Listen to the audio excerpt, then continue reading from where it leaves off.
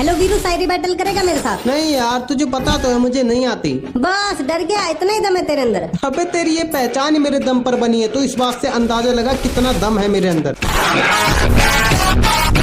अरे वाह, क्या बात है। मेरा 2.5 किलो का हाथ है और उसमें भी तेरी मिडिल फिंगर जितनी औकात है। कि कुछ लोग भूल गए हैं अंदाज मेरा। तितली समझ के पकड़ लिया है तूने बाज मेरा। अरे वाह, आज तो पूरी फॉर्म में है। क्या हुआ कालू, डर लगने लगा? बाज ने अपनी उड़ान क्या भरी, कबूतरों का आसमान छोटा लगने लगा। तो सुन, हम थोड़े से खामोश क्या हुए, कुत्तों ने भौंकना शुरू कर दिया। और मैंने तुझे 2-4 दिन से हड्डियां क्या नहीं डाली, तू आवारा कुत्तों में शामिल हो गया। हम बोलते भी कुछ नहीं और भूलते भी कुछ नहीं, और हम सुनते भी कुछ नहीं और कहते भी कुछ नहीं, और मेरे सामने तेरी औकात भी कुछ नहीं।